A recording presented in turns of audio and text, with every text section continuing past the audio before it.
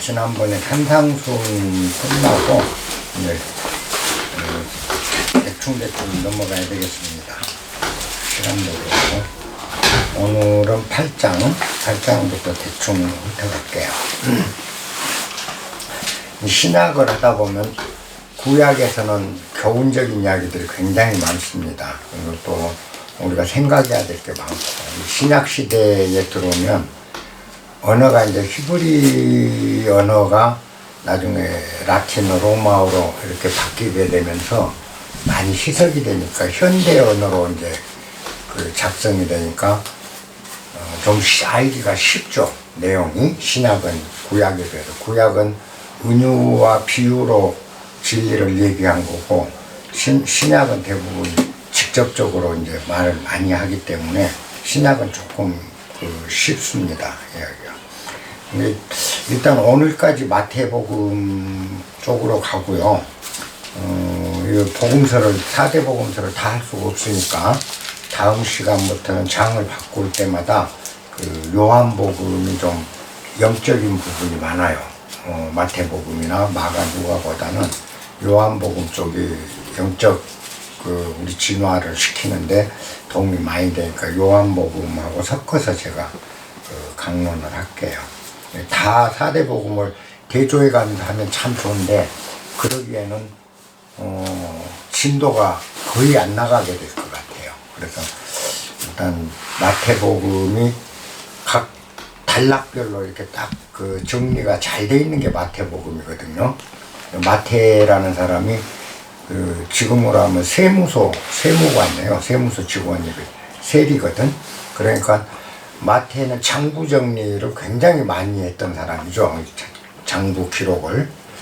세무장부를 기록할 때 세금을 누가 얼마를 냈고 누가 얼마를 냈고 장부가 일목요연하지 않으면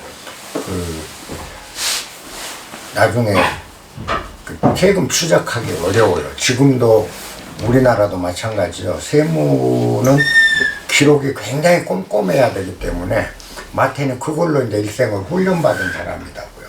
그래서 복음서를 정리할 때 이 순서대로 예수님 태어나서 죽을 때까지 순서대로 복음서를 정리한 게 아니고 마태는 자기 나름대로 항목별로 정리를 해요. 테마별로. 예수님 행적을 시간대별로 가지 않고 주로 무엇을 했고 해서 예수 행적과 관련된 것 중에서 테마를 딱딱 잡아서 테마별로 기록을 해나가는 게 마태복음이거든요. 그러다 보니까 누가복음이나 이런 데서는 시간대별로 예수님 시간순으로 기록을 했는데 마태는 테마별로 기록한 게 좀 달라요. 그래서 마태복음을 읽어보면 약간 좀 일목요연하죠. 성경 이해하기가. 근데 어떤 경우는 테마별로 하다 보니까 또 좀 약화된 부분이 시간대가 이게 안 맞는 경우가 많습니다. 마태는. 그래서 4대 복음은 원래는 같이 공부를 하는 게 좋은데 일단 오늘까지 좀 마태를 하고 다음에는 요한복음 쪽을 둘러보기로 할게요. 시간을. 일단 오늘 8장, 지난 산상복음 7장까지 하고 8장부터 9장까지 오늘 진행을 하도록 하겠습니다. 근데 8장, 9장은 대부분 예수님이 병자 치료한 게 많이 나옵니다. 8장과 9장.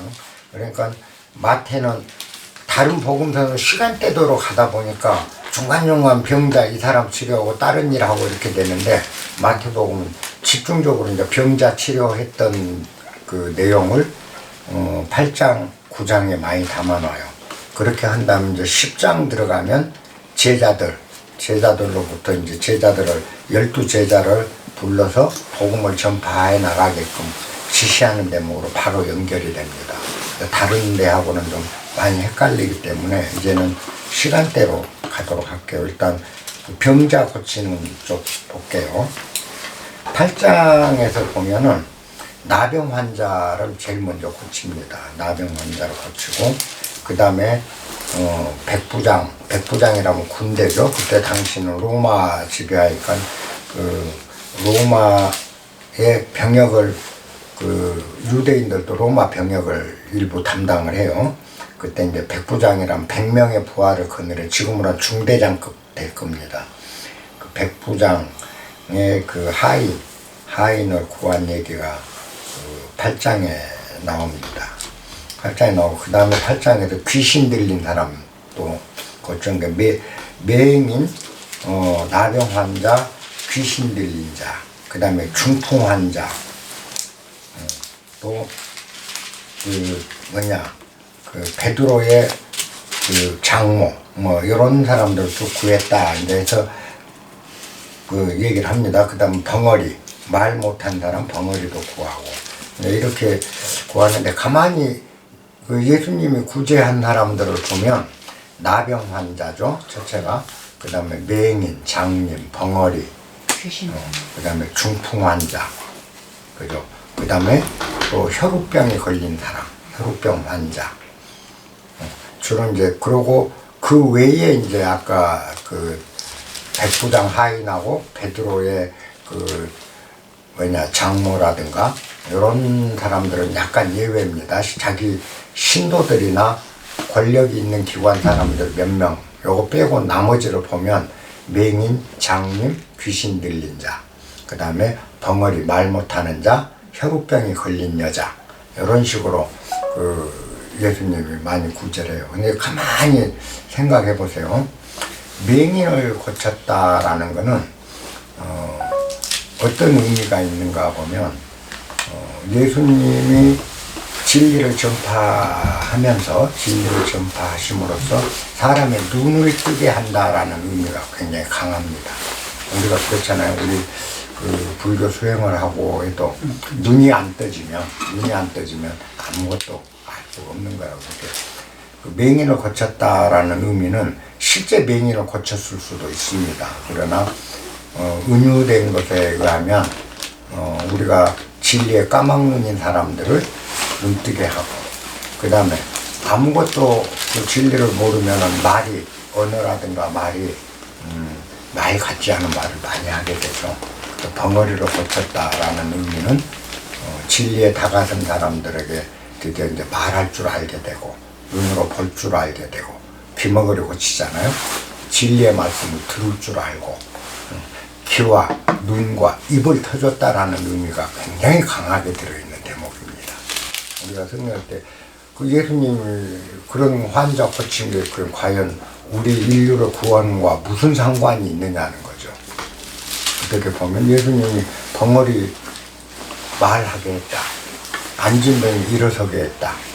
안진뱅이가 일어선다라는 의미도 다시 한번 새겨봐야 되는 겁니다. 우리가 홀로 쓸 수 있는 사람.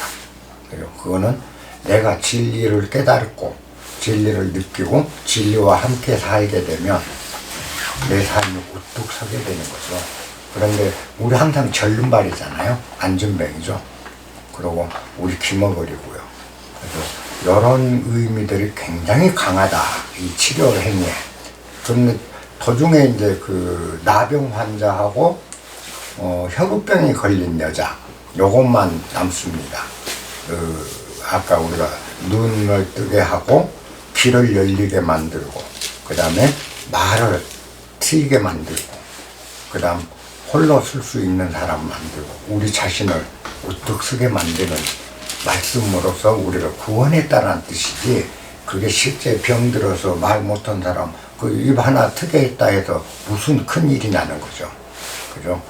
그와 같은 내용을 담아놓은 건데, 이게 마치 아픈 사람을 고친 것으로 끝나는 것처럼 우리가 교회에서 가르치고 그렇게 배우고 있죠. 근데 그거는 예수님이 그만큼 초능력이 있어서 많은 사람을 구해냈다. 신통력으로 구해냈다. 그러므로 믿으라. 이거는 그 인문학적으로 봐서는 전혀 맞지 않은 얘기죠. 그 일은 벙어리를 낫게 하고 장님을 눈뜨게 하고 나병 환자 낫게 하고 지금 의사들이 다 하고 있거든요. 그죠? 예수님보다 더 많이 고쳐낼 수 있는 분들이죠. 심지어 암까지도 죽어가는 사람도 구해내는 게 현대의학인데, 그렇다면 현대의학의 의사들이 다 예수님처럼 신의 권능을 받았느냐라는 거죠. 그래, 우리가 볼 때 성경을 읽을 때 주의해야 되는 건 이와 같은 오화들이야말로 우리에게 그 가르친 것이다. 그러고 나면 이제 귀신 들린 자하고 아까 혈우병 환자하고 나병 환자가 남죠. 그 뭘 상징할까? 귀신 들린 자, 첫째. 많이 귀신 들린 자는 많이 구하거든요. 귀신을 쫓아내고 귀신 들린 자들을 구제한다는 거. 우리 머릿속에는 얼마나 많은 귀신이 있나요? 그렇죠? 미망에 사로잡히고 참을 모르고 삶을 모르고 그러다 보니까 우리 머릿속에 들어있는 이 귀신들이 많다고요. 이 귀신 같은 생각들이 세상을 어지럽히고 세상을 우리가 참되게 살지 못하게 하거든요. 그래서 그와 같은 걸 정화시켜주는 행위죠. 우리가 불교에서 얘기하면 수많은 번뇌죠.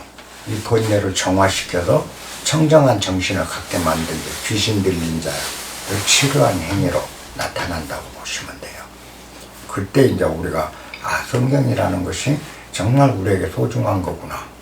예수님이 가르침을 우리가 따르는 거는 바로 내 머릿속에 있는 귀신 들린 이 머릿속으로 비워내는 작업이요. 내 눈을 뜨는 작업, 내가 장님이었는 내 눈을 뜨는 작업이요. 내 귀를 트이는 작업이고 내 입을 트이는 작업, 홀로 우뚝 설 수 있는 자로 만드는, 그게 이 성경의 가르침들이다. 그 성경 하나하나 구절을 좀 더 깊이 있게 보면 귀가 열리고 눈이 떠집니다. 실제로 우리가 불경을 보든 노자를 보든 또 공자를 읽든 성경을 읽든 그 안에 담긴 핵심적인 가르침만 잘 이해를 한다면 진리에 이르는 것은 같아요. 똑같다. 이거를 이제 가르치는 거다라고 생각하시면 좋습니다. 그리고 나병 환자와 혈우병, 그때 당시 사회는 나병과 혈우병은 그냥 오는 병이라고 생각을 안 했어요. 그게 하나님의 저주에 의해서 받는 병으로 봤거든요. 그러니까 죄 많은 자가 혈우병을 앓고 나병을 앓는다 그랬어요. 그 죄 많은 자는 하나님 앞에 죄 많은 자라는 건 진리로부터 멀어지는 자를 얘기하는 거죠. 여기서 나병 환자와 혈우병이 상징하는 것은 우리 자신입니다. 그죠? 우리가 진리로부터 멀어질 때, 그리고 우리가 머릿속은 귀신들일 것이고 몸은, 행동이 어떻게 되는가 보세요. 더럽고 거칠잖아요, 우리 행동이. 그죠? 피 흘리는 삶을 살고 늘 남과 다투는 삶을 살고 그러면서 우리 몸이, 청정한 우리 몸이 더러워지는 상태. 이걸 상징한 게 나병과 혈우병이라고 그래요. 혈우병이라는 건 피죠. 그리고 나병은 피부죠. 그래서 우리가 수행을 한다, 또 몸과 마음을 닦는다, 심신을 수양한다 하는 건 의미가 뭐냐는 것입니다.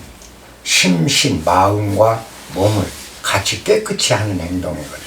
예수님이 고친 병자들을 딱 보면 답이 정확하게 정해져요. 심신을 깨끗이 한다. 우리가 예수님의 말씀이 수많은 사람들의 눈을 띄워줬고, 그 다음에 수많은 사람들의 귀를 틔워주고, 수많은 사람들의 입을 열게 만들었고, 수많은 사람들을 우뚝 설 수 있는 자로 만들어줬고, 우리를, 그 다음에 수많은 사람들의 몸과 마음을 정화를 시켰다. 요게 8장 9장의 실질적인 내용이라고 저는 봐요. 그렇게 됐을 때 예수님이 안전병으로 우뚝 서대에서 걸어라 하니까 걷고 기적을 막 행했던 것보다 훨씬 위대할 수 있는 예수님이 되는 거죠. 그렇지 않으면 현대 의사들하고 똑같은 존재에 불과한 거죠. 예수님이 했던 건 그런 거다. 그래서 그 8장 9장은 여러분들이 그런 시각에서 보시는 게 좋습니다.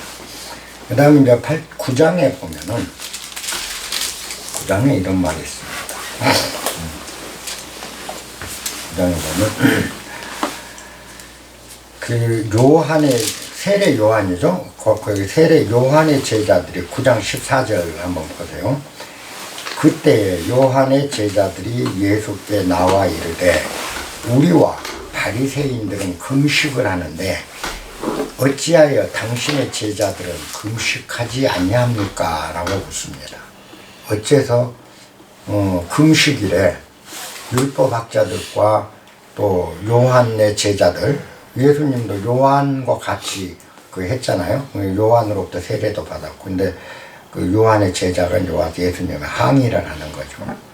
왜 금식일 율법을 안 지키냐? 당신 제자들은 왜 금식일에도 음식을 먹느냐?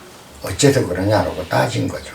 그러니까 예수님이 이르시되 혼인집 손님들이 신랑과 함께 있을 동안 슬퍼할 수 있느냐? 그러나 신랑을 뺏길 날이 있으리니 그때는 금식할 것이니라. 그렇게 얘기를 합니다. 예, 왜 당신 제자들은 금식을 안 합니까? 그러니까 혼인잔치에 너희들이 갔을 때, 손님으로 갔을 때 신랑과 함께 있는데 같이 기뻐해야지 슬퍼할 수가 있겠냐. 근데 결국은 이제 신랑과 헤어지게 되면 헤어질 날이 있으면 그때는 금식할 거다. 이런 얘기를 하죠. 여기서 신랑은 예수님 자신을 얘기한 겁니다. 제자들이 나와 함께 하고 있기 때문에, 그죠? 나와 함께 하는 동안은, 금식이라는 율법, 그죠? 율법을 지키는 이것보다 더 중요한 게 내 말씀을 먹는 거다라는 겁니다. 내 말씀을 먹을 때 더 중요한 건 그거다. 근데 언젠가 내가 제자들을 떠난 날이 되면 제자들도 율법을 지킬 거다. 금식의 의미죠. 그 말은 뭐냐면 나와 함께 있고 또 내가 굶주린 자들을 지금 돌보고 있고, 그죠? 이런 상황에서 어찌 굶주린 자가 있는데 밥을 안 먹을 수가 있겠느냐라는 의미입니다. 그 다음 장을 한번 볼게요. 그 다음 줄. 생배 조각을 낡은 옷에 붙이는 자가 없나니 이는 기운 것이 그 옷을 당겨 헤어지며 더하게 되며 포도주를 낡은 가죽에 붓으면 넣지 아니하니 그렇게 하면 부대가 터져 포도주도 쏟아지고 부대도 버리게 됩니다. 새 포도주는 새 부대에 넣어야 둘이 다 보존되니라. 이렇게 얘기를 해요. 왜 금식을 합니까? 안 합니까? 하니까 새 포도주는 새 부대에 넣어야 된다. 또 생배 조각을 새 천을 갖고 헌옷에다가 덧붙이면 헌옷이 새 천이 헌옷을 찢게 된다. 당기니까 찢어지게 된다. 요렇게 얘기를, 한 번은 신랑 얘기를 하고 한 번은 낡은 천과 새 천으로 그 답을 대신하고 또 한 번은 새 포도주를 헌 포도주 자루에 넣지 않는다. 이렇게 얘기를 해요. 요건 뭘 의미할까요? 예수가 왜 금식의 이유로 금식하지 않느냐 했을 때 우리도 당연히 금식해야 하는데 우리가 금식 안 하는 이유는 이러이렇다. 세 가지 예를 들었어. 첫 번째가 아까 혼인 잔치집에서 신랑과 함께 할 때, 두 번째는 헌옷을 기울 때, 세 번째 새 포도주를 짰을 때, 이렇게 답을 한다고요. 이건 뭘 의미한가 하면 금식이든 먹는 거든 또 먹지 않고 우리가 단식을 하는 행위들, 상황에 따라 달라져야 된다. 우리 공자나 노자가 얘기하는, 또 주역에서 얘기하는 수지, 수몰에 대한 겁니다. 불교에서 얘기도 결국 중도를 얘기하죠. 우리가 한번 볼게요.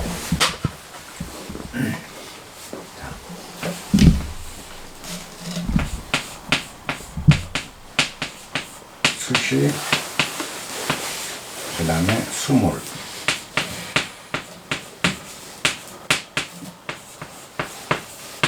그 다음에 수지가 있죠.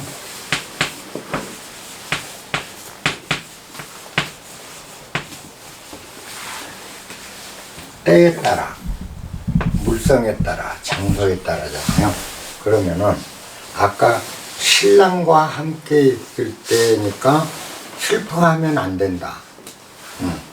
신랑과 함께 하기 때문에 기뻐해야 된다라는 건 뭐죠? 신랑과 같이 할 때잖아요. 네. 이 때에 맞게 행동하는, 이 먹고 안 먹고 이게 중요한 게 아니라 사람은 때에 맞게 행동해야 된다라는 걸 얘기한 거예요. 그 다음에 수물. 수물은 뭐죠? 천조각하고 그 다음에 포도주죠. 새 포도주의 물성에 맞게 새 자루에 넣어라. 그죠? 옷을 기울 때는 헌 옷의 물성에 맞게 그만큼 낡은 천으로 기울 때 땡김에 이게 다르게 그 차이가 안 나니까 훨씬 더 보존력이 있는데 천이 이렇게 늘어져서 능청능청한 데다 팽팽한 새 천을 갖다 물성이 다르게 옷을 꾸몄을 때는 옷이 오히려 더 해지는 원인이 된다. 포도주 역시 마찬가지로 물성. 우리가 사람을 상대할 때도 그 사람의 특성에 맞게 내가 변해줘야 되는 거죠. 이걸 부처님도 그렇게 얘기를 하잖아요. 중도라는 게 뭐냐는 게 부처가 얘기한 중도라는 게 항상 때에 맞게 물성에 맞게 네가 변하라. 왜? 너는 무하다. 무하기 때문에 무하라는 건 뭐죠? 네가 없다면 내가 없어지면 언제나 그 사람과 하나가 될 수가 있는 거죠. 근데 우리가 나라는 존재를 자꾸 강조하고 나라는 특성치를 강조할수록 내 특성치가 뚜렷하게 주장이 될수록 타인과 함께가 안 되는 거죠. 그러니까 항상 부처는 무하라는 거는 쉬워요. 무하가 되려고 참선 이런 게 아니고 바로 때에 맞게 물성에 맞게 그 다음에 장소에 맞게 내가 행동하는 것 자체가 무하라고. 그러니까 내가 회사 사장이다. 뭐 사장은 항상 자기가 사장이래. 그러잖아요. 그래가지고 회사에서만 그 회사라는 장소, 수직, 그죠? 장소에서 장소에 맞게 사장이어야 되는 거죠. 그런데 지금 회사에서 사장이면 회사 안에서 해야 되는데 업무가 끝났어요. 업무가 끝나서 밖에 나와서 시내를 돌아다니다 자기 부하 직원을 만나. 그러면 이때는 사장이 아니잖아요. 사장이 아니라 인간 대 인간이고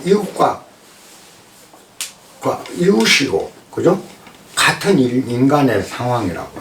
그런데도 이 무화가 안 되는 사람은 밖에서 부하를 만나도 회사 장소가 아닌데도 이 업무가 아닌데도 때도 안 맞고 장소도 안 맞고 물성도 안 맞는데도 이 부하를 만나서 사장 노릇을 한다는 거예요. 그러니까 길거리에서 만났는데도 안녕하세요 그러니까 하더니 바로 거기서 너 가서 뭐 사와 담배 사와 뭐 해 이런 일이 굉장히 많아요.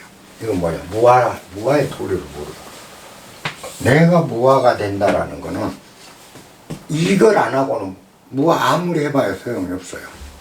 절간에 앉아서 참선 수행해서 무화가 나는 됐다. 완전히 수행해서 무화가 됐다. 하고 나와서 장소에 맞게 내가 변하지 않는다면 그 사람은 무화가 되는 게 아니라 여전히 유화죠. 내가 존재하는 거죠. 사장이 존재하는 거죠. 그렇잖아요. 그래서 회사에서 사장이면 수직하면 돼요. 그 다음에 이 사장이 집에 가면 집이라는 장소가 달라지면 사장이 아니라 가장이 되는 거죠. 그죠? 가장이 되는 거죠.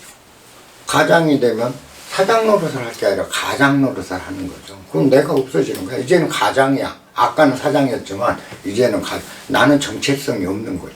내 존재는 없어요. 어디에도. 그래서 이제 가장. 그 다음에 가장이 돼서도 아내를 만났을 때 아내하고 얘기할 때는 남편이 되는 거죠. 근데 아내를 만났는데도 장 노릇을 하면 안 되죠. 동등한 남편이죠. 그래서 이때는 내가 또 사라지는 거죠. 가장도 사라지고 남편이 되는 거죠. 그리고 아들을 만나면 아빠가 되는 거죠. 아버지가. 그러니까 아버지답게 행동을 하면 돼요. 이때는. 근데 아버지가 아버지 노릇, 아버지 자리에 가 있으면서도 아버지다운 노릇을 하는 게 아니라 사장 노릇을 한다면 이 사람 잘못된 사람인 거죠. 이듯이 우리가 다, 자, 새 포도주를 만나면 새 포도주로 내가 행세를 해줘야 돼요. 새 포도주가 돼요. 근데 새 포도주를 만났는데 나는 흠 포도주에 자루를 갖고 와야 돼. 여기다 담으려고. 내가 흠 포도주 자루인데 거기다 새 포도주 담으려고 한다는 거죠. 새 포도주에 맞게 내가 바뀌어야 되죠. 새 포도주. 이걸 얘기하더라고. 아까 포도주 비유는. 그 다음에 두 번째 했던, 천 기우는 거. 그것도 마찬가지죠. 내가 헌옷이라면, 그죠? 새 옷으로 바꿔야 되는 거죠. 내가. 그래야지, 이 헌옷인 상태에서 내가 가장, 아버지야. 아버지 노릇을 할 자리다가 딱 갖다, 사장을 갖다 기워 넣는다면, 이거 말이 안 되는 거죠. 이게 하나는 새천이고 하나는 헌천으로 비유되는 거예요. 요게 아까 방금 그 비유입니다. 그래서 우리가 무아라는 그 개념은 그냥 명상 속에서 참선 속에서 내가 사라지고, 그죠? 명상 속에서 내가 사라지기는 굉장히 쉬워요. 내가 사라지고 내가 없어지고, 그래서 공이 됐으니까 이제 내가 무아를 터득했다. 이건 말장난인 거죠. 그런 무아는 아무 쓸모가 없는 무아라는 거죠. 그런 수행이 없어도 우리가 언제나 때와 장소와 물성에 맞게 내가 대응을 하는 것, 이것이 진정한 무아가 돼야 돼. 이게 진정 무아가 안 되고는 이렇게 안 되는 거죠. 그래서 우리가 무아일 수밖에 없는 거는 뭐냐, 늘 변하죠. 늘 변하죠. 그래서 제가 여러분들한테 얘기하죠. 내가 노바디라는 거죠. 노바디가 되면 노바디는 아무것도 없음이죠. 그래서 내가 아무것도 아니기 때문에 에브리바디가 될 수 있는 거다. 그죠? 모든 것이 될 수가 있다는 거죠. 에브리 둘이 나 이제 영어도 잊어붙다. ERY 에브리바디. 그죠?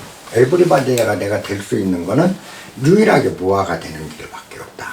내가 존재하면 안 된다는 거죠. 그래서 자, 나라는 사람은 여기 있는 중도는 아예 존재가 없어요. 그러니까 소파에 가면 바로 나는 뭘로 바뀌어버리냐? 손님으로 바뀌죠. 손님이라는 나. 그 다음에 자식을 만나면 아버지가 돼버리죠. 바로 아버지. 그 다음에는 회사에 가면 사장이 돼. 회장님 앞에 가면 부하야. 그죠? 나는 매 순간 변하게 되죠. 그럼 이 중에 어떤 게 나냐는 거지. 무엇이 나냐? 나는 없어. 없기 때문에 능히 이런 것으로 늘 화해를 할 수 있는 거죠. 이걸 불가에서는 화신불이라고 하죠. 화신. 그죠? 내가 손님으로 화해를 하고, 아버지로 화해를 하고, 사장으로 화해를 하고, 부하로 화해를 하고, 그죠? 남편으로 화해를 하고, 남편. 때로는 국민으로 화해를 하고, 이게 화신이잖아요. 다. 나는 수시로 변하는 거죠. 그래서 변할화, 몸신, 화신. 그죠? 그러면 우리가 부처가 된다라는 거는 여러분 수행을 통해서 되는 게 아니에요. 정말입니다. 수행을 통해서 부처가 되는 거 알고 정확히 아는 거예요. 불법을 정확히 아는. 그래서 우리는 처음부터 이러지 안 사는 사람이 없잖아요. 다 이렇게 산다고요. 그죠? 때로는 딸이 되기도 하고 때로는 엄마가 돼. 내가 누군가의 딸이요. 엄마를 만났을 때는 딸이야. 근데 내가 딸을 만났을 때 나는 또 엄마야. 그잖아요. 그럼 나는 엄마야, 딸이야? 아니잖아요. 나는 아무것도 아니에요. 그렇기 때문에 딸을 만나면 엄마가 될 수 있고, 바로 옆에서 딸을 만나서 엄마 하다가 옆방으로 가서 순간적으로 나는 딸이 된다고요. 이렇게 우리는 항상 변하고 있고 이미 그렇게 살았어. 무화로. 나는 무화로 살았다고. 근데 또 무화가 되려고 애를 써. 여러분 무화 아닌 사람 있냐고. 만약 여러분이 나라는 어떤 게 나라는 그 무엇이 무엇이라는 게 확정적으로 존재하고 변하지 않는 무엇이라면 나라는 존재가 나는 나다. 나라는 변치 않는 무엇이다. 무엇이 있다라고 우리가 생각한다면 이렇게 나타날 수가 없죠. 수많은 아바타를 만들어낼 수가 없는 거죠. 우리가 그렇게 할 수 있었던 거 되는 건 뭐죠? 우리가 본래 무아기 때문에 그래요. 그러니까 무아는 터득하는 것도 아니요, 깨닫는 것도 아니요, 얻는 것도 아니라고. 본래부터 우리는 무아였고 공이었다고요. 내가 공이 아니면 어떻게 이렇게 많은 화신으로 나타날 수 있냐. 그잖아요. 근데 왜 수행을 해야 되면 왜 해야 돼? 자, 우리가 이런 도리를 알면, 그러므로 나는 처음부터 수행을 했든 안 했든 무아요 공이라는 것 자체를 내가 자각하면 돼요. 우리는 본래부터 공이었다라는 걸 자각하고, 그 다음에 가만히 나를 돌아봐. 내가 지금 이렇게 살고 있어. 공이 아니냐? 난 원래부터 공이었고 무아였기 때문에 난 이렇게 살아왔다. 이런 존재였구나. 수행해서 공이 되는 게 아니고 내가 본래부터 공이었고 본래부터 무아였네. 그러네. 이게 알면 끝이에요. 그러고 나면 이제 뭐냐? 우리한테 남겨진 건 부처님의 중도의 삶. 나는 없어. 언제나 중이야. 중도라고 그러면 좌로도 우로도 치우치 않는 중간의 길, 이렇게만 생각해요. 중도는. 근데 중도가 공이라는 소리예요. 공.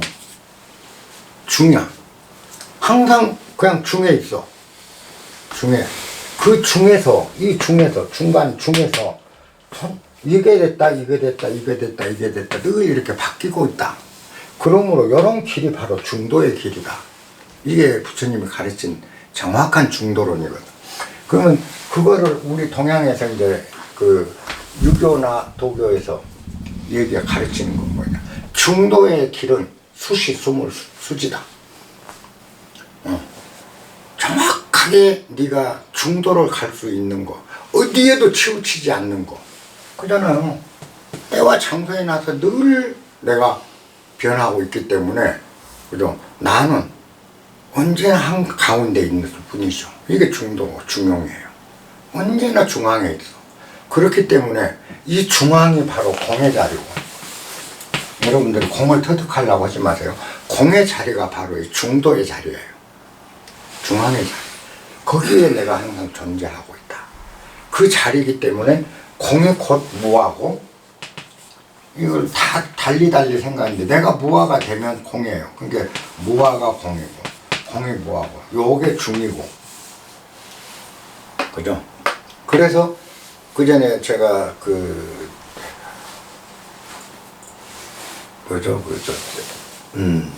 반야심경 강의할 때, 공, 가, 중을 얘기했었죠. 공과 중. 그죠? 반야심경이 가르치는 거예요. 공과 중의 논리거든. 근데 이걸 예수님도 똑같은 목소리로 얘기한다는 겁니다. 바로 이 얘기예요. 수시수. 그래서 예수님은 이거를 비유, 포도주. 그 다음에 헌옷 비울 때. 그 다음에 신랑과 함께 할 때. 이걸로 중도의 길을 얘기한 거죠. 수지, 수시, 수물에 대한 걸 얘기를 한 거죠. 그 다음에 공자나 노자는 직접적으로 수지, 수물 하라고 가르치죠. 불교에서는 뭐예요? 무아론으로 수시, 수지, 수물을 가르치는 거죠. 모든 종교는 같아요. 원리가. 그렇기 때문에 여러분들이 마음을 닦는다, 수행을 한다, 심신을 내가 다스린다, 또 그 유교 공부를, 우리 동양 고전 공부를 하는 분들이 수시, 자기 수신을 한다. 그래서 수신을 하기 위해서 엄청 노력을 한다고요. 나는 항상 노력하지 말라고 얘기를 해요. 노력으로 다가가는 길이 없다. 노력으로 가는 게 아니라 알기만 하면 된다. 알죠. 그래서 이 수신의 도는 뭐냐? 간단해요. 때와 장소와 특성치에 맞게 내가 변해주는 것. 이상도 이하도 없어요. 그러면 불교도 통달이 돼버린 거고 기독교도 통달이 돼서 하나님과 하나된 존재가 되고 부처가 돼 있고, 그 다음에 유교에서는 인이 되고요. 인을 터득한 자가 된 거고요. 노자의 도를 터득한 자가 된 거예요. 이 순간 도예요. 요게 도라. 다른 게 있나요? 우리가 성경을 처음부터 지금까지 1년을 해왔는데 내내 가르치는 것이 결국은 요 한마디예요. 좀 예수님의 요 비유 한마디를 알기 위해서 한 거죠. 그러니까 여러분들께서 항상 우리가 알아간다는 게 그만큼 중요하다는 겁니다. 그러면 잘 안 될 때가 있어요. 슈퍼에 갔는데 내가 손님이에요. 슈퍼에서 손님은 손님답게 행동을 하면 돼요. 근데 거기서 어떤 기분이 좀 나쁜 상태, 내가 짜증이 확 섞여 있을 때 굉장히 많은 짜증과 스트레스를 받은 상태에서 슈퍼에를 갔어. 그러면 종업원이 종업원답고 나는 나다우면 되는데, 종업원이 종업원답게 하는데도 예를 들어서 초콜릿이 어디 있어요? 하고 부르는데 종업원이 저기 있어요. 그럼 평소에 같으면 가서 찾는데 짜증이 나고 내가 기분이 안 나쁠 때는 뭐예요? 가서 이렇게 보니까 없으니까 빌어먹을 것이 제대로 가르쳐주지. 그러면서 와갖고 아이고 어디 있냐고 이제 그 성질을 부리는 경우가 생겨요. 이런 경우는 뭐죠? 짜증이 난 나라는 무화가 된 게 아니고 나라는 그 짜증 속에서 그 순간 잊어버리는 거죠. 내가 본래 무화라는 거. 그러니까 손님답지 못하게 그 진상을 부리게 되는 거예요. 그죠? 우리가 또 종업원, 내가 슈퍼에 종업원으로 근무하면 나는 손님이 아니고 종업원인데, 종업원이면 종업원답게 행동을 해야 되는데 내가 스트레스, 짜증이 있거나 화가 났을 때는 손님한테 깜빡 잊어버려요. 내가 그 종업원이란 사실은. 그죠? 그러고 뭐예요? 내가 나타나는 거죠. 짜증난 내가. 손님한테 바로 불손을 한다. 이런 것들이 우리가 사회적으로 항상 문제를 일으키는 작업들이죠. 그래서 우리가 수행한다는 건 바로 항상 머릿속에 담아놓는다. 수시, 수지, 수물하는 삶을 산다. 그래서 우리가 물성에 따라서 특성치에 따라서 이렇게 해줘야 되는 경우 우리는 많이 놓쳐요. 예를 들어서 쇠붙이를 뚫으려면 쇠붙이를 뚫는 이 길이를 갖고 구멍을 뚫어야 돼요. 쇠붙이를 그리고 쇠붙이를 붙일 때는 용접기라는 이걸로 해야 돼요. 여기 쇠붙이라는 물성에 맞게 내가 일을 하는 거죠. 근데 쇠붙이를 붙이면서 바늘로 실 갖고 쇠붙이를 아무리 붙이려고 해도 물성이 틀리면 성공적으로 못 붙인다고. 그래서 우리는 물성. 사람이라면 그 사람의 특성이죠. 사람을 대할 때 그 사람의 특성에 맞게 내가 변한다. 또 일을 할 때도 그 물성을 봐가면서 일을 한다. 이런 경우 이제 우리가 일머리가 있다 그러죠. 요걸 지금 가르치는 얘기입니다. 항상 여러분들이 공이나 무아를 터득하려고 하지 말고 더 쉬운 방법이 있다. 그래서 경전은 다양한 경전을 읽는 게 좋아요. 불교 경전에만 딱 몰두되어 있으면 공무아에 미쳐갖고 무엇이 공인지 공 속에 빠져들어. 그러다 보니까 이제 나중에 공관에 빠진다. 공관에. 모든 세상을 공으로 봐버리면 공관에 빠진다. 이게 헛수행하는 거죠. 근데 우리가 이렇게 성경을 보면서 공이라는 게 바로 이렇게 사는 거구나. 또 노자를 읽으면서 공이라는 게 때와 장소에 맞게 내가 움직여지는 이 상태를 공이 이렇게 연결이 딱 되고 나면 별도로 수행하고 애쓰지 않아도 우리가 삶이 풍요로워져. 그러면서 내가 이미 깨달은 자가 돼 있다. 나도 이미 본래부터 내가 공이었다. 알아버렸으니까 뭐죠? 그 다음에는 나는 본래부터 공이야. 그래서 이렇게 변할 수 있었던 거야. 이걸 잘 아니까 요것도 잘 되죠. 그때부터는 이제 안 되면 문득 안 됐을 때 어느 또 내가 망상 부렸네. 오늘 내가 공이었는데 공 노릇을 못했네 하고 자기 반성을 한번 하는 것. 그러고 나면 그 다음에는 덜해. 그래서 그냥 자연스럽게 모든 것에 맞게 어울림이 일어나는 거죠. 그래서 깨닫는다, 뭐를 한다, 수행한다, 수신한다, 신앙을 갖는다라는 건 바로 요걸 알자는 것이지 아무것도 아닙니다. 그래서 요 기절이 상당히 중요한 기절입니다. 그 다음에 이제 요 다음에로 또 한번 볼게요.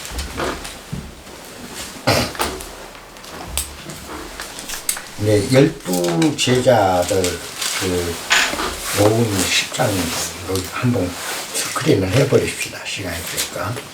이제 예수께서 12 제자를 10장에서는 모읍니다. 다 불러드려요. 근데 그 제자를 모을 때 보면 쭉 지나가다가 뭐 바닷가에서 그물 던지고 있으니까 와서 너 제자 해라 이렇게 그물을 던져보고 그 자리에 모였고, 저 마태 같은 거 세리가 세금 걷고 있는데 나를 따르라 그러니까 탁 장부 던져보고 예수님 따라가고.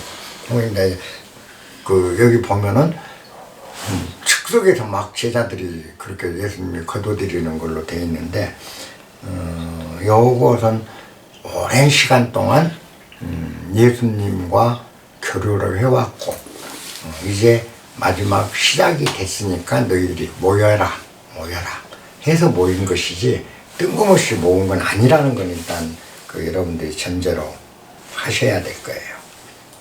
그리고 이제 제자들 12 제자를 모았는데 12 제자들이 다 순교를 하죠. 다 죽죠. 순교하는데 한 사람만 순교를 안 했습니다. 그게 뭐냐, 그 유다, 예수님을 배반한 유다는 순교를 안 했죠. 11명이 다 그 예수님 가르침을 전파하다가 죽임을 당하는 거죠. 살해당하고 죽임을 당하는데, 이 제자들이 12명 중에서 11명이 자기 목숨을 버렸다. 예수님 가르침 때문에 가르침을 전파하기 위해서 자기 목숨을 버렸다라는 것은 잘 우리가 깊이 생각해 볼 문제입니다. 과연 요즘 뛰어난 선지식들이나 뛰어난 현인들이 활동을 한다 할 때 그분들이 모아놓은 제자들이 그 사람을 위해서 자기 목숨까지 그렇게 희생을 할 수가 있을까를 생각해 봐야 돼요. 예수님이 그렇게 많은 사람들, 일단 직접 제자들 다, 그 외에도 순교자는 엄청 많죠. 기독교를 위해서.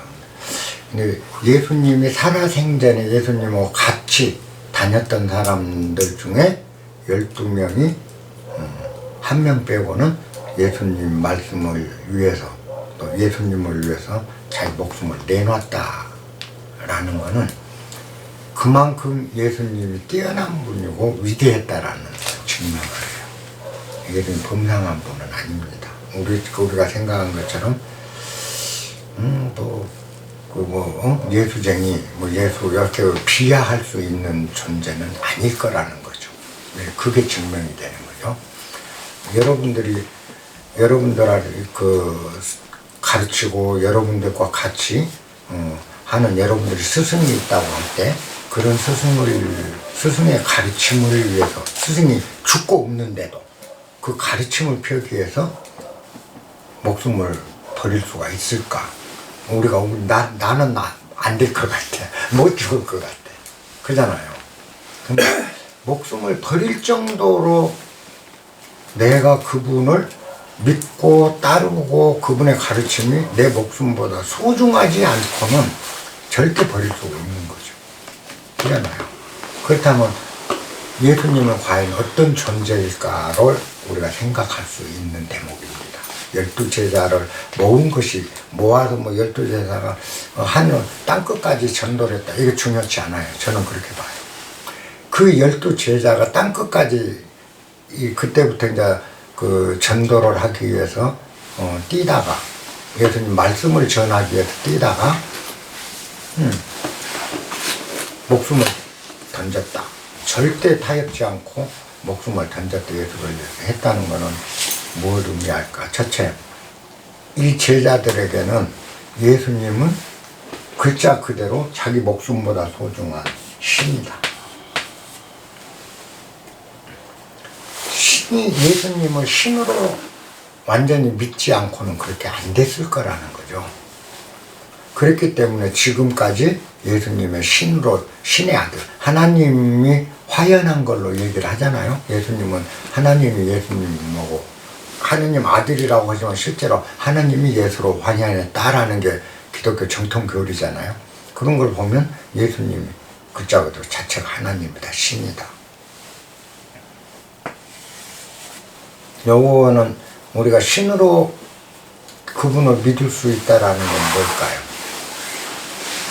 예수님이 거룩한 말씀만 잔뜩 해놨다 해서 신으로 우리가 생각할까요? 그건 안 되거든. 그러면 아까 얘기한 병자를 고친다든가 수많은 이적을 일으켰던 것들이 다 사실이라는 거죠. 그렇기 때문에 이 사람들한테는 눈으로 보고 듣고 느꼈고 직접 경험을 했기 때문에 그 믿음을 버릴 수가 없는 거죠.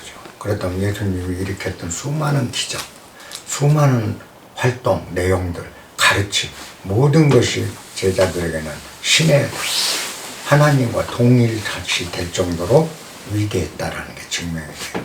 예수님은 쉽게 우리가 이렇게 인문학적으로 이렇게 다루고 있지만 교회에서 교인들이 큰 손마저 믿고 믿습니다 믿습니다고 막 하는 어찌 보면 때로는 좀 우습게도 보여요. 정신병자들 같을 때. 근데 그만큼 가치가 있는 분이었다라는 건 분명하다는 거죠. 그렇지 않고서는 이렇게 목숨 못 버리거든요. 그잖아요. 그래서 예수님의 위대성은 아까 얘기했는데 기적도 능히 행할 수가 있었던 분이고 가르침도 참을 가르쳤고 진리 자체를 가르쳤다는 거죠.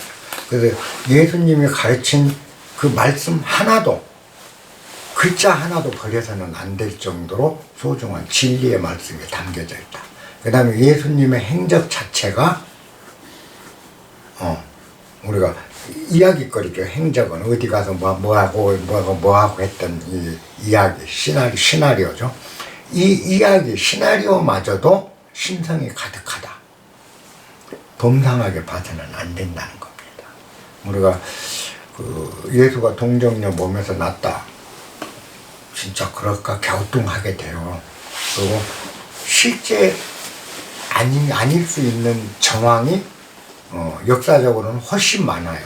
그럼에도 불구하고 동정녀 몸이 났다고 믿어도 된다라고 감히 얘기할 수 있는 건 그만큼 위대한 사람이라는 거예요. 부처가 마야분 옆구리로 자궁으로 안 나오고 옆구리로 나왔다는 얘기는 똑같거든. 그만큼 위대하다는 거죠. 예수님 쉽게 봐서는 안 된다. 그래서 이제 제자 12제자 순교 사실 이제 그런 거고 12제자들을 내보낼 때 이제 밖으로 내보낼 때요. 예수님이 뭐라고 그랬는가를 한번 볼게요.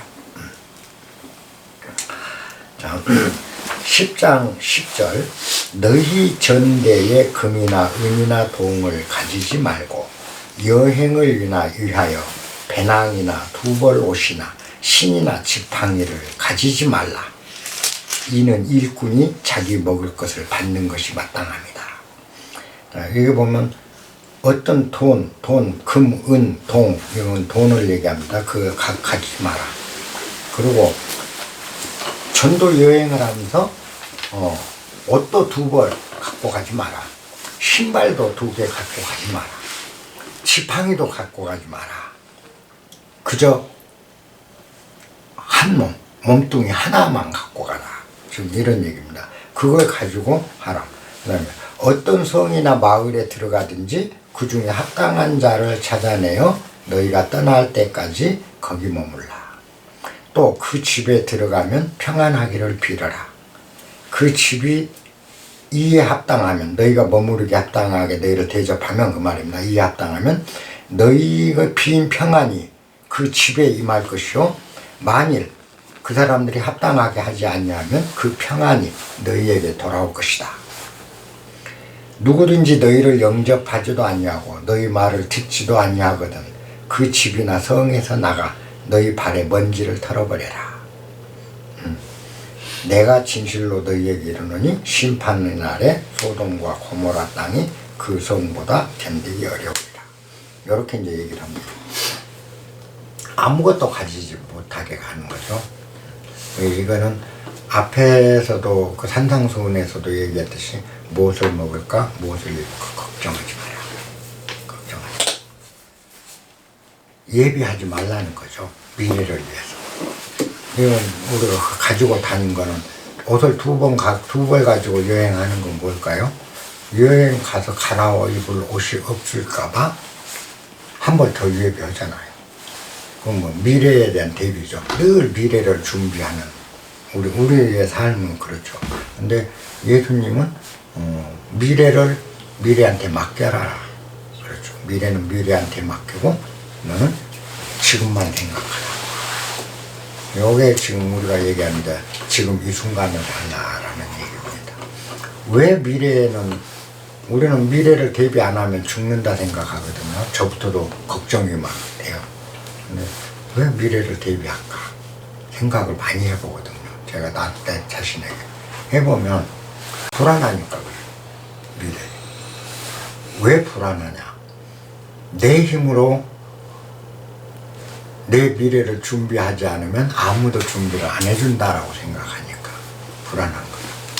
근데 이게 세상을 살면서 내가 본래 무아했다라는 걸 알고 난 뒤로, 또 내가 본래 공이라는 걸 알고 난 뒤로 세상에 보이는 게 많은 부분들이 보이더라고요. 그게 보이는 게 뭐냐? 내가 내 힘으로 세상을 사는 게 아니고 저것들이 나를 살게 하더라는 거 그잖아요. 저것들이 나를 살게 하더라. 그러니까 저것들이 끊임없이 나를 살게끔 나한테 주고 있다는 거. 주고 있으니까 나는 그저 조그만 그 순간, 매 순간순간 조그만 나를 위해서, 남을 위해서가 나를 위해서 조그만 노력하면 모든 것이 해결된다는 거죠. 지난번에도 제가 잠시 얘기했죠. 7월 달 말에 고구마 줄기 이만씩한 것들을 갖다 땅에 그냥 꼽아놨어요. 밭에 가서 쭉쭉 꼬챙이 꼽는 꼬챙이 같은 경우는 쉽더라고. 쭉쭉쭉 꼽아놨어요. 고구마 줄기 이만한 것도. 그래 놓고 지난번 10월 말에 가서 풀이 무성해요. 고구마 밭도 게으르니까 제대로 안 맺지. 근데도 고구마 캐자 뭐 알이나 들었겠나 했는데 가서 캐보니까 이 주먹만큼이 뭐 어떤 거 이만큼이 이런 고구마가 10개씩 한 뿌리에 7개에서 10개 평균으로 해가지고 몇 마디를 캤는지 몰라요. 많이 캤어. 그렇게 주시더라는 거죠. 내가 한 건 뭐죠? 하루 가서 그냥 고구마 줄기 꼽은 것으로 끝이었죠. 그럼 그 후에 7월 말에서 8월 말, 9월 말, 10월 말까지 석 달 동안 90일 동안 나는 하루 일했고 90일 동안 누가 일했냐? 햇볕이, 바람이, 그죠? 비가, 그리고 온도가 다 이걸 키워낸 거예요. 그잖아요. 그래갖고 어마어마한 양을 더 준 거예요. 나는 요만큼, 요만한 몇 단 갖고 가서 꼽았는데 엄청나게 많이 갖고. 그러면 그렇게 많은 것들을 끊임없이 하늘이 주고 있고, 그러잖아요. 주고 있는데 내가 무슨 걱정을 할 것이냐는 거예요. 내 힘으로 농사를 진 게 아니고 바로 비보살님의 힘에 바람보살이, 그죠? 햇볕보살이 농사를 대신 줘주더라. 기독교식으로 하나님이 농사를 다 주신 거예요. 그건 걱정할 게 없더라는 거죠.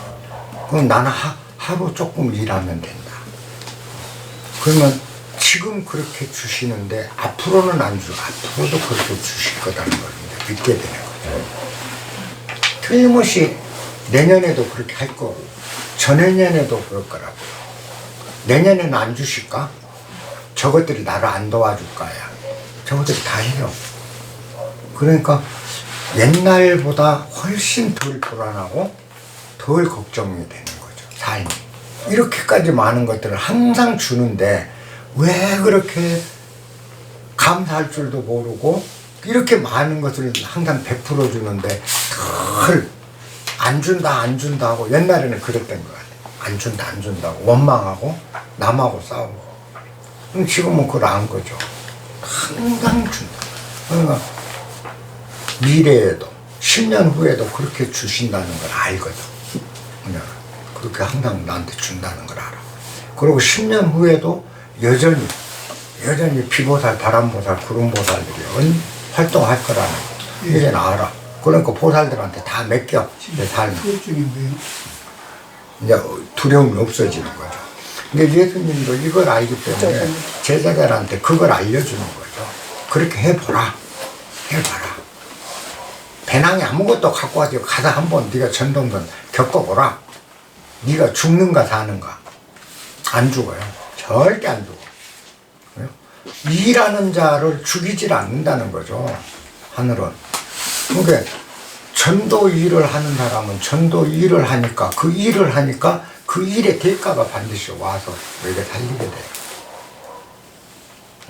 그러면 우리가 이제 불안에서 벗어나기 시작한다. 이 안에 보면은 제자들을 보낼 때 예수님이 걱정되니까 잔소리를 엄청 해요. 요게 11장까지 예수님이 그 잔소리를 해요. 계속. 참새 2마리가 아시리온에서 팔리지 않느냐, 너희 아버지께서 허락하지 않냐면 그 참새 1마리도 아버지가 허락 안 하면 잡을 수가 없다, 팔릴 수가 없다. 다 하나님이 준다라는 걸 엄청나게 얘기를 해서 보내요. 그건 뭐냐, 예수님이 제자들한테 당신의 말씀을 세상에 알려서 내가 이렇게 위대한 말씀을 해놓은 걸 세상 사람 다 알게 해라. 이것 때문에 제자를 내보냈다. 그거는 우매한 해석이에요. 예수님은 제자들을 바로 깨우침의 길로 보내신 겁니다. 이제 직접 네가 가서 해봐라. 제가 그랬죠. 불교에서 깨달음에 이르는 길, 신의 행징이라고 그랬죠.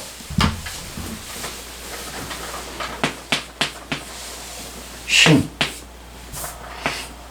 믿음, 그 다음에 해, 이해, 그 다음에 행동, 그 다음에 증득, 이제 도를 깨닫는 증득, 그죠? 신해 행증. 이 세상에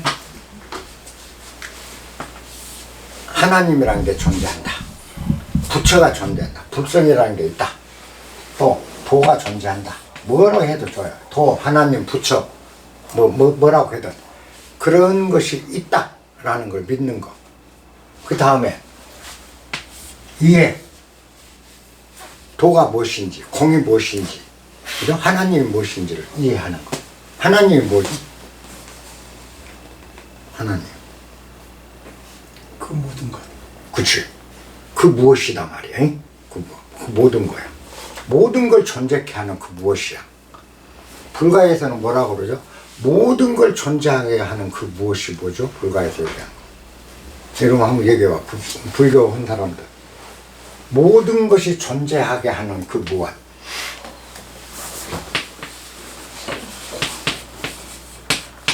모든 것을 존재케 하는.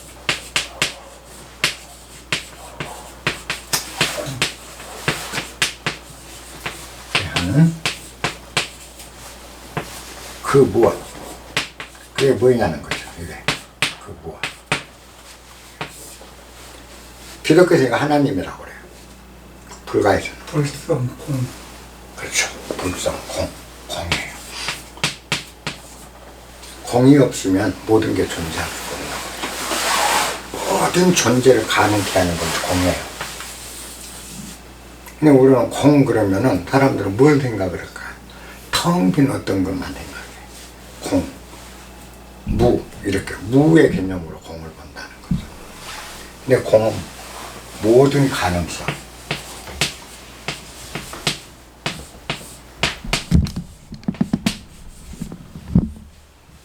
무엇이든지 일어날 수 있는 모든 가능성을 일러 공이라 하는 겁니다. 공이란 건 비어있는 어떤 게 아니에요. 그잖아요. 내가 어떤 존재로든지 화연할 수 있는 모든 가능성은 어디에 있죠? 나라는 내가 공이기 때문에 무한한 신분으로 매 순간 화신을 할 수 있는 거죠. 그걸 일러서 화신불이라고 그러죠. 화신불. 화신불은 석가모니 부처님은 부처가 인간으로 했으니까 화신불이다 이제 이렇게 할 뿐이에요. 근데 우리가 원래 화신불이에요. 깨달으면 부처라고 그랬잖아요. 무엇으로든지 화연할 수 있잖아요. 그죠? 그건 뭐죠? 내가 없다. 내가 없다. 공. 이 공이기 때문에 무엇으로든지 나타날 수 있는 거예요. 그러면 세상 만물, 불교에서 부르죠? 일체유심조라고 합니다. 일체가 오직 마음 하나에 따른다. 유심이다. 마음 하나가 모든 세상을 다 창조해냈다. 일체유심. 그러니까 이제 마음을 찾으려고 또 그 세상 모든 간에 이루심. 이 심이 뭐죠? 마음. 마음을 일러 다른 말로 공이에요. 공과 마음 같은 말이에요.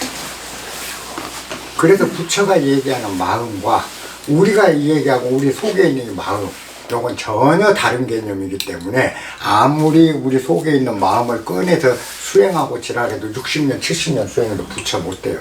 안 되는 거예요. 부처가 얘기한 마음과 우리가 생각하는 마음이 전혀 다른 건 이야기를 하고 있는 거예요. 부처는 마음. 그래서 뭐죠? 불가에서 이걸 다른 뜻으로도 스님들이 하도 사람들이 헷갈리니까 마음은 한마음, 우주마음, 우주심 이런 식으로 확장을 해요. 그잖아요. 공의 마음인 거예요. 그럼 우리 마음이라는 게 있느냐는 거예요. 여러분들이 마음이라고 생각한 거는 그 마음이 만들어낸 허상, 예를 들어 사고, 환상, 감정, 이 마음이 만들어낸 생각이 마음이라고 생각하고 마음이 만드는 울컥하는 감정이 마음이라고 생각하고 있잖아요. 이런 것들이 어디서 나오냐는 거예요. 여러분들이 마음이라고 하는 이 감정, 생각, 사상, 우리가 알고 있는 마음이라는 게 어디서 나오기 시작한 거를 보라고요. 어디서 나와요? 없잖아요. 어디서 나온지 모르잖아. 무잖아. 어딘지 몰라. 눈에도 안 보이고 잡히지도 않아. 거기서 모든 게 나오잖아. 모든 감정, 모든 생각, 모든 사고가 다 거기서 나오잖아요. 이걸 일러 마음이라 한다고 그랬어요. 그래서 심, 즉, 불, 마음이 곧 불이다. 부처다. 심, 즉, 불, 마음이 곧 부처다. 그냥 공이 부처라고 그랬잖아요. 마음이 부처는 심, 즉, 불, 공, 즉, 불. 그잖아요. 마음이 부처인 거예요. 그러면 우리가 갖고 있는 모든 가능성이 나타나고 있는 게 공이라는 거죠. 이걸 기독교식으로 얘기하면 하나님이에요. 그러니까 하나님이라는 말과 마음이라는 말과 공이라는 말은 동일한 언어예요. 같은 말이야. 그래서 이걸 보라고. 일체의 유심조야. 일체의 모든 것들은 오직 마음이 만들어낸다 할 때 이 심이 바로 공. 무한한 가능성이에요. 뭐든지 나타나는 거예요, 여기서. 그잖아요. 근데 요거를 일제유심의 마음을 우리가 지금 감정 느끼고 생각하고 하는 내 안에 어딘가에 있는 무엇이라고 생각하니까 일체유심조를 찾아서 명랑한다 이 말이요. 그 마음이 어디 있냐, 마음이 어디 있냐고 찾아 헤매는 거죠. 찾으면 찾을수록 사라지는 게 마음이죠. 그죠? 근데 안 찾으면 어디 있어요? 모든 생각들이 올라오는 어딘지 모를 그 무엇이 있잖아요. 그러면 내 생각은 누구 거죠? 우리가 내 생각할 때 이 생각은 공의 것이잖아요. 공의 것이야. 근데 왜 그 생각 때문에 그 업장을 내가 받아야 돼? 그래서 다음 생에 그 업에 의해서 내가 지옥고를 겪거나 뭐 천당을 가거나 그 업을 아니 이 공에서 나온 거를 왜 내가 책임져서 업을 받냐는 거죠. 업보를 받느냐는 거죠. 그죠? 받을 일 없잖아요. 그래서 뭐라고 그래요? 깨달으면 업도 없고 보도 없다. 깨달으면 부처도 없고 중생도 없다. 모든 건 공의 작용이기 때문에 내가 업을 안 받는 거예요.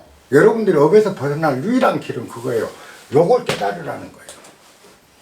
이 생각이 내 마음이 아니라 이것들이 일어나는 곳은 여기 있다. 어떤 공이다. 근데 이 공은 그럼 어디 있냐? 네 안에 있냐 밖에 있냐? 여러분들 이거 따져야 돼. 내 마음은 내 안에 있냐 밖에 있냐요. 안에 있도 없잖아. 안에 있는 것도 아니고 밖에 있는 것도 아니잖아요. 공은. 그럼 뭐 어디 있어? 내 안에 있으면 내 거니까 내가 업보를 받겠죠.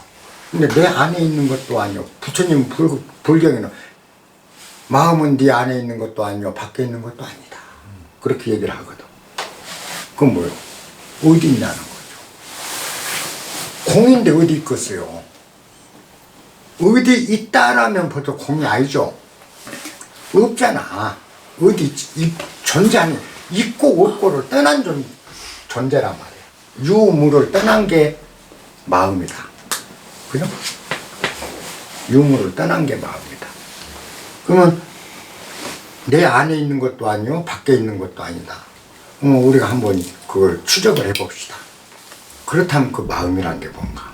자, 여러분들이 마음이라고 생각하는 동정심이라는 게 있어요. 동정심. 동정심이라는 게 있습니다. 자비심, 자비라는 게, 자비심이 우리한테 있어. 근데 이건 마음이 아니에요. 감정이죠. 자비심. 마음이 만들어낸 하나의 상이죠. 길가를 가는데 다리가 잘라진 사람이 그 자동차 튜브를 이런 데다 감고 팍 땅을 기어가면서 구걸을 한 사람을 봐요. 그 순간 불쌍한 생이 푹 올라와서 우리가 그 자선을 해줍니다. 몇 분이라 자선을 해줘요. 그러잖아요. 그러면은 내가 그 순간에 자비심이라는 게 생겨서 도와줬단 말이에요. 이 자비심은 어디서 나왔냐는 거죠. 내 안에서 나왔을까요? 거지한테서 왔을까요? 그 거지를 안 만났으면 그 자리 보질 않았으면 내 안에서 자비심이라는 게 나오질 않아요. 존재하질 않아. 근데 거지를 보니까 자비심이 생겨. 그러면 이 자비심을 생긴 건 거지한테서 자비심이 온 거야? 나한테서 일어난 거냐는 거죠. 요 문제 딱 걸리죠. 그죠? 그러면 나한테서 나온 것도 아니고 거지한테서 나온 것도 아니죠. 거지와 나가 딱 마주치는 순간 거기가 마주치는 그 자리가 마음이라는 거죠. 그러면 마음은 거지한테 있는 것도 아니고 나한테 있는 것도 아니죠. 인연이 탁 마주치는 순간 여기가 바로 마음이 존재하는 곳이라는 거죠. 어디에 있는 거. 그 마음이 존재해. 마음은 또 어디에 있죠? 거지와 나 사이에 있는 거죠. 그죠? 우리 모든 감정, 생각이 다 거기서 나오잖아요. 여러분들이 가다가 감나무로 보면 가몽씨가 팍하게 이거 있어. 아이고 맛있겠다, 먹음직스럽다는 생각이 탁 나와.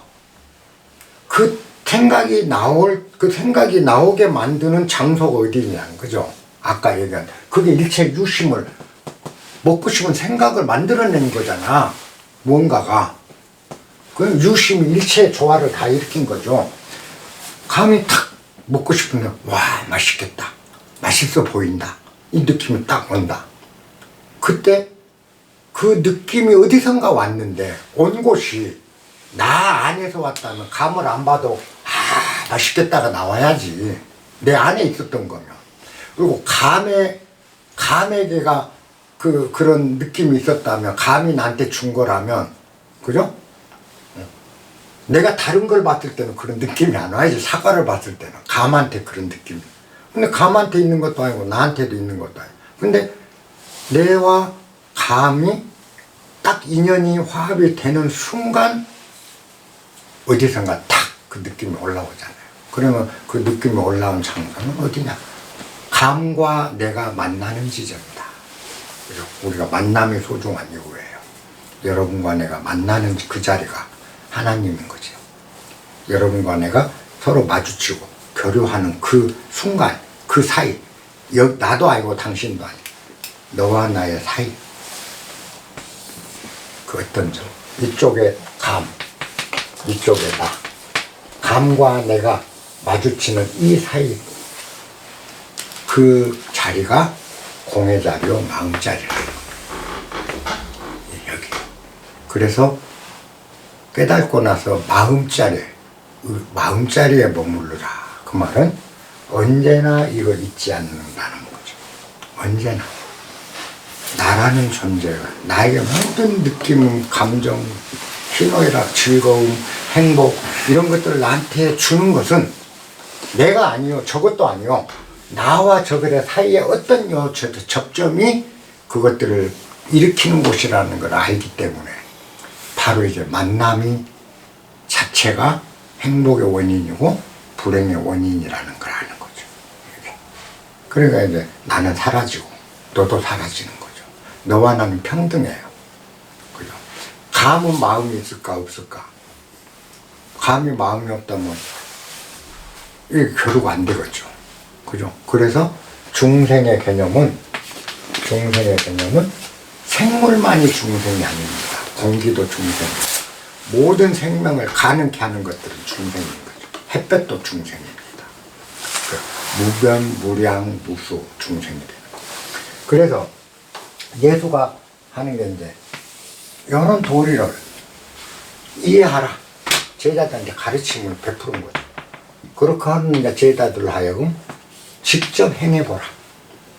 직접 나가서 네가 실증적으로 경험해보라. 그럼 가서 세상사에 나가서 부딪히고 깨지고 하면서 부딪혀서 행동을 해보니까 아 그러네, 아 그러네 하는 순간 아 하는 게 깨달음이잖아요. 아 그러네. 여기 오도, 증득. 예수님이 제자를 내보낸 건 내가 한 말이, 예수님이 무슨 자기 말이 진료 비시고 세상이 좋으니까 세상 모든 사람이 알아야 돼, 안다고 세상 사람들이 다 깨어날까? 그걸 기대한 게 아니고 12 제자로 하여금 직접 나가서 세상에 나가서 그죠? 일을 하면서 이제 체득을 해라. 몸으로 체득을 하라. 그래서 제자들이 나가서 활동을 해요. 12제자. 활동하면서 제자들이 하나하나 깨우쳐 나가서 증득을 하는 거죠. 그래서 불교로 하면 깨달아버려요. 자, 깨달은 자는 그 무엇으로도 바꿔놓을 수 없는 불태전이 되죠. 우리 이쪽은 구례는 불교 그게 많아갖고 기독교보다 불교 쪽 설명이 훨씬 쉬워. 불태전이 돼. 그래서 이제는 변함이 없어. 제자들이. 그잖아요. 불교에서도 성철도 뭐라고 그랬어요? 깨달으면 불태전이 된다. 후퇴가 없다. 불태전. 저는 뒤가 없어. 그죠? 생도사도 없다. 생사의 초탈해인 거죠. 그죠? 생사의 무관해. 그러니까 죽음이 두렵지 않은 존재로. 생사에 초월해버리니까 죽음이 두렵지 않은 거죠. 12제자가 11명이 순교할 수 있는 자들로 성장이 됐단 말이에요. 그렇지 않겠어요? 그러면 12제자가 다 예수님을 위해서, 죽어본 예수를 위해서 목숨을 바칠 리가 없는 거죠. 깨달은 거죠. 이 행, 사도행전은 바로 이 행을 하는 일이에요. 자기가 예수님한테 배운 진리의 말씀을 가지고 도연행을 하는 거예요. 도연보살처럼 도연행을 해 나가는 거죠. 널리 세상. 이걸 행을 한번 하나하나 해면서 그 말씀이 진실이었구나. 부처님 말씀이 이랬구나. 관세음보살 말씀이 이렇구나. 그렇구나 하면서 툭툭툭툭 깨우쳐 나가면서 더 자기가 깨워. 그러고 나니까 이제 드디어 생도 사도 넘어서는 경지에 이렇게 돼. 예수님 12제자는 제가 볼 때 분명하게 확철대오를 한다는 거예요. 이 과정을 정확하게 밟아 나갔다. 처음 예수님이 믿음부터 얘기하잖아요. 그죠? 그 다음에 끊임없이 이해시키려고 온갖 비유법을 들어서 설명을 해주잖아요. 그러고 나서 제자들로 하여금 사도들로 하여금 행을 하게 만들죠. 사도행전이 나오고 길을 가게 한다. 그 하면서 제자들을 깨우쳐. 그러면 현대 기독교도 가르쳐야 되는 게 그거예요. 신도들한테 바로 이 절차를 가르쳐야 돼요. 예수님의 말씀이 진리라는 걸 믿게 해주고, 그죠? 예수 믿으라가 아니죠. 그 다음에 그 말씀 내용들을 신도들이 이해할 수 있도록 이해를 시키고, 우리가 생각을 하게. 그래서 완전히 이해가 되면 그렇게 살아보라고 권해서 직접 행동하게 만드는 거죠. 그랬을 때 그거 다 하나님이 주시는구나. 내가 여태까지 내 힘으로 산 줄 알았는데 1분도 못 살아. 우리 1분도 못 살아. 왜? 공기 딱 없어진 순간 우리는 1분도 못 살아요. 근데 뭐 잘났다고 우리가 뭐 그리 대단해. 당장에 공기 걷어가 버리면, 공기 없어지면 당장에 턱 하다 죽을 허망하고 힘없는 존재들이에요. 근데 2분 3분도 못 버틸 공기 생각은 안 하고 돈 생각을 하고 2분 3분도 못 살 것들이 100년 1000년 뒤를 생각하면서 창고에다 그득그득 쌓으려고 한다는 거죠. 그러니까 너 나갈 때 갖고 가지 마. 한번 살아봐. 아무것도 없어. 그랬더니 해보니까 제자들이 뭐요? 안 죽거든. 그러면서 하나하나 하는 거죠. 정말 하나님이 살기랑 위대하구나. 이렇게 하니까 이제 목숨 버려도 그 사람들이 예수님을 위해서 목숨을 버렸을까요? 아니에요. 남을 위해서 자기 목숨을 버리기는 무지무지하게 힘듭니다. 자기 신념을 위해서 목숨을 버린 거예요. 이제 왜? 진실이거든 이게. 그냥 이게 사실이거든. 그러면 내가 보고 내가 믿은 내 진실을 위해서 내가 목숨을 버리는 거지. 누구 가르침 때문에. 여러분들 제가 이렇게 중도가 얘기하고 가르쳐줬다. 진리의 말씀이라고 해서 여러분들이 이해했다 해서 중도를 위해서 죽으면 무릎 쓰겠냐고요. 불가능한 얘기예요. 결국 이 절차로 제자들이 아까 생사를 넘는 윤회를 넘어서는 이 경지에 이르렀다라고 해석을 해요. 그래서 아까 이게 그 절차가 이렇게 된 겁니다. 요게 그 사도들을 내보내게 된 원인이고, 내보낼 때 아무것도 갖고 가지 마. 그리고 실증적으로 하나님을 만나라. 하나님이 널 살린가 안 살린가 경험해보라. 오늘 여기까지 하겠습니다.